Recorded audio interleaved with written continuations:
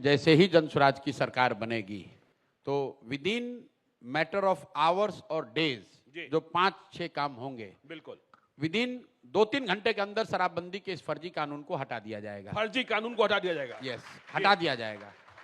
With in a day और to Bihar में 60 वर्ष से ज्यादा उम्र के सारे लोगों को, विकलांगों को, विधवाओं को 2000 रुपए पेंशन की व्यवस्था बहाल कर दी जाएगी।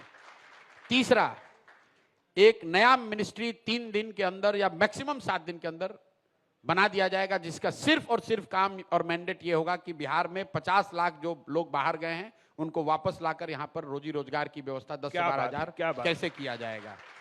चौथा, 1 महीने के अंदर वो व्यवस्था कायम कर दी जाएगी कि हर वो ब्लॉक पंचायत जहां पर सरकारी स्कूल की हालत अभी खराब है, वहां लोगों को ये सुविधा दे दी जाएगी कि आप प्राइवेट स्कूल में अपने बच्चे का जनवरी से एडमिशन कराइए ताकि उसका फीस सरकार भरेगी। तो फिर सरकारी स्कूल खत्म हो जाएंगे? 5 नहीं खत्म होगा। ये किसने आपको कह दिया? आपको इतना पैसा है, आपके लड़के को सरकार कह दे कि पीएमसीएच से आपका लड़का मेडिकल करेगा कि रमैया से करेगा। रमैया से करिएगा तो सरकार फीस भरेगी, पीएमसीएच से करेगा तो आपको फीस भरना होगा। आप अपने बच्चे को कहां मेडिकल में कराइएगा? पीएमसीएच में कराइएगा ना। बिल्कुल बिल्कुल। ये भैया ये वर्ल्ड का रिसर्च है जी।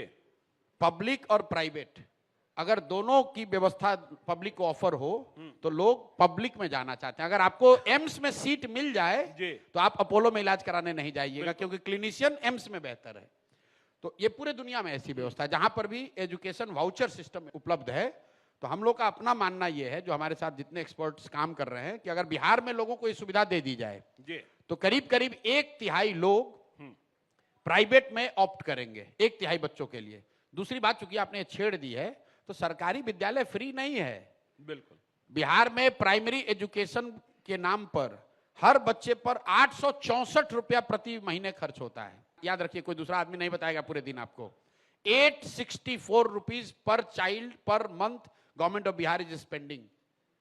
और वहां पर उसी स्तर पर अगर आप प्राइवेट विद्यालय में 400-500 रुपया रेगुलेटेड फीस दीजिएगा तो 400-500 में वहां बढ़िया ठीक ठाक स्कूल में भी टेम्पररी व्यवस्था हो जाएगी। और अंतिम बात जो मैं कहने जा रहा था कि ये व्यवस्था हो जाएगी, इसके साथ मनरेगा को हम लोग कोशिश करेंगे कि 3 महीने में मनरेगा को कृषि से जोड़ दिया जाए, ताकि 1/3 जो कृषि योग्य जमीन है वह उसमें नकदी फसल की खेती होने लगे। आपको बस ये आंकड़ा दे देता हूं, बिहार में करीब 55 लाख हेक्टेयर जमीन है जहां पर खेती हो सकती है, कल्टिवेबल लैंड। उसमें आज सिर्फ 2 लाख हेक्टेयर में ही नकदी फसल होती है। आइडियली ये कम से कम 15 लाख से 20 लाख एकड़ होना चाहिए। तो हम लोग चाहते हैं कि 1/3 जमीन नकदी फसल कैश क्रॉप में मूव करे ताकि लैंड प्रोडक्टिविटी बढ़े।